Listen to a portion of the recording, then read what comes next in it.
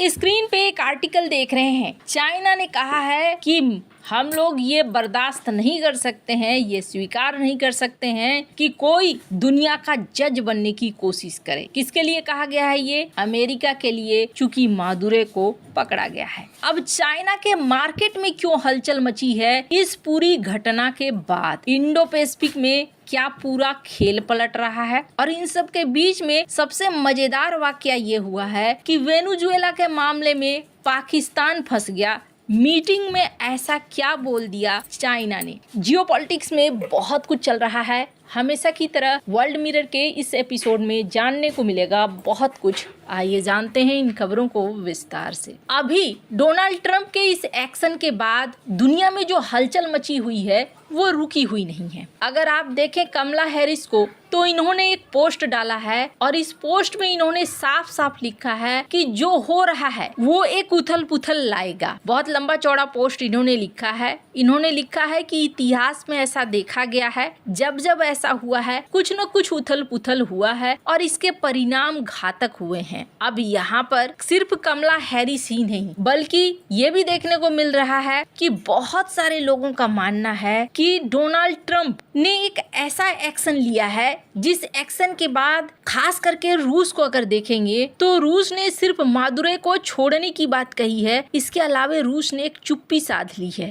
राष्ट्रपति पुतिन हो या फिर मेदवेदेव हो, कोई बहुत बड़ा स्टेटमेंट नहीं दे रहे हैं। आखिर क्यों? वेनेजुएला पे एक एक्शन करके आखिर अमेरिका ने क्या हासिल कर लिया है? पहली बात तो आपको बता दूं, वेनेजुएला में एक्शन के बाद सबसे बड़ा असर देखने को मिला है चाइना के मार्केट में। चाइना के मार्केट में शेयर मार्केट में तेल का मामला बहुत तेजी से गिरा। न सिर्फ इतना बल्कि लैटिन अमेरिका में जहां जहां निवेश किया है चाइना ने, उन सब पर असर देखने को मिला और ऐसा होना ही था। चाइना ने $100 बिलियन से ऊपर का कर्जा दिया है वेनेजुएला को। अब वेनेजुएला जो कि सेंटर पॉइंट बन गया है और कहा जा रहा है कि अगर तीसरा विश्व युद्ध शुरू होगा तो यहीं से शुरू होगा। यहाँ पर चाइना को लेकर ये कहा जा रहा है कि ये पूरी तैयारी चाइना को घेरने के लिए हुई और रूस को भी यहाँ पर कहीं ना कहीं निशाना बनाया गया है। अभी जैसे ही वेनेजुएला पर एक्शन हुआ है उसके बाद देखने को मिला है कि रूस के ऊपर बयानबाजी अमेरिका की बढ़ गई है। हमने अपनी पिछली वीडियो में आपको बताया कि अमेरिका ने अब रूस के साथियों के ऊपर एक्शन लेने की बात कही है। आखिर ऐसा क्यों? दो कारण है। पहला कारण, वेनेजुएला से तेल खरीदता था चाइना और ये जो ग्राफ है ये ग्राफ बता रहा है कि वेनेजुएला से चाइना कितना तेल खरीदता था। इस लिस्ट में टॉप पे आपको कौन दिख रहा है? टॉप पे है चाइना। बहुत ज्यादा तेल खरीदता था। भारत की बात करें तो भारत की मात्रा फिर भी बहुत कम है। तो ऐसे में वेनेजुएला पर अब न सिर्फ अमेरिका का कब्जा है बल्कि अमेरिका के राष्ट्रपति डोनाल्ड ट्रंप सीधे सीधे इस बात को कहते हैं कि देखो, मैं यहाँ पर अपनी तेल की बड़ी कंपनियों को भेज रहा हूँ और चाइना चाहे तो चाइना भी हमसे तेल खरीद ले, हम तो बिजनेस में आ ही गए हैं। यानी कि वेनेजुएला के तेल का एक तरह से अपने आप को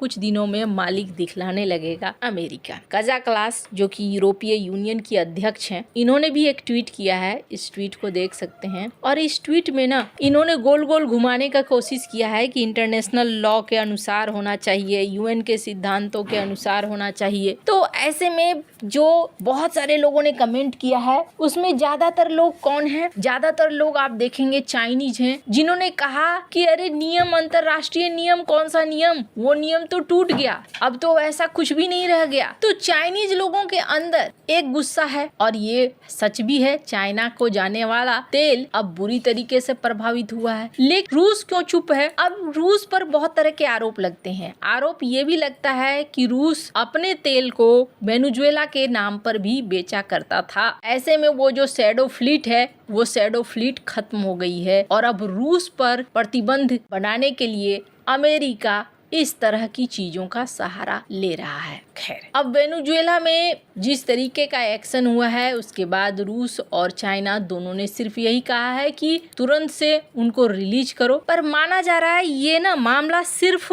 ऐसा नहीं है कि लैटिन अमेरिका का ही है। स्क्रीन पर एक आर्टिकल देखिए। बड़ा अच्छा आर्टिकल इन्होंने इंडो पैसिफिक के लिए लिखा है। इन्होंने लिखा है कि डोनाल्ड ट्रंप ही नहीं बल्कि अमेरिका के पहले जो शासन में रहे उन्होंने एक तरीका अपनाया। जैसे जापान को पहले उन्होंने मदद की और जापान जब आर्थिक तौर पर बहुत ज्यादा शक्तिशाली होने लगा तो जापान के ऊपर टैरिफ लगा दिया गया, जापान की इकोनॉमी को डाउन कर दिया गया। फिर कोरिया पर वैसा ही सीन देखने को मिला। फिर इनको मिला चाइना और इन्होंने चाइना के अंदर निवेश करना शुरू कर दिया, चाइना को आर्थिक तौर पर आगे बढ़ाना शुरू कर दिया। लेकिन चाइना जापान से भी 4 कदम आगे निकला। जैसे ही उसके पास ताकत आई, चाइना अपने हितों को देखने लगा, आसपास के देशों को बुली करना चाइना ने शुरू कर दिया। और ऐसे में अब डोनाल्ड ट्रंप जो कर रहे हैं उससे एक तरीके से वो इंडो पैसिफिक में पूरा सीन बदल रहे हैं। तेल का खेल बदला, इसका मतलब बहुत सारे खेल बदल गए। पर क्या ये इतना आसान है? जब जब इस तरीके के बदलाव हुए हैं तब तब बड़ा कुछ हुआ है। और अभी देखने को मिल रहा है कि 2 महाशक्तियों के बीच में पाकिस्तान बुरी तरीके से फंस गया। मैंने आपको कल बताया था कि इनके जो उप प्रधानमंत्री हैं ये पहुंचे हुए थे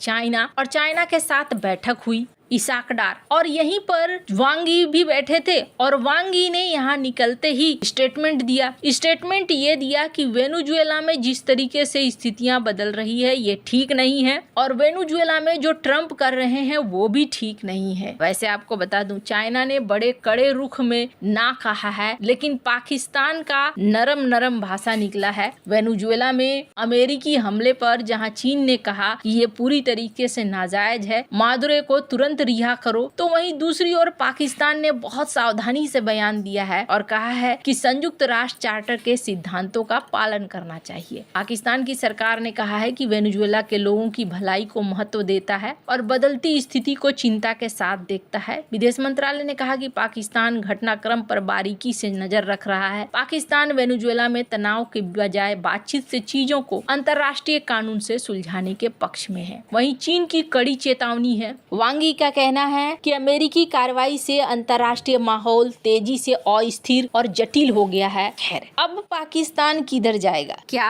अमेरिका की तरफ जाएगा या फिर चाइना की तरफ जाएगा? यहाँ पर अब मामला उलझता हुआ दिख रहा है। पाकिस्तान के जो कदम हैं उन कदमों से ये लग रहा है कि पाकिस्तान इस वक्त अमेरिका की तरफ जाएगा और जिस तरीके से अमेरिका ने वेनेजुएला में उठाया है मादुरो को, उसके बाद तो पाकिस्तान के अंदर और भी ज्यादा हलचल मची हुई होगी। आपको क्या लगता है? इन सब मामले में आपकी क्या राय है? कमेंट कर जरूर बताएं। जल्द मिलते हैं अगले वीडियो में नई खबर के साथ।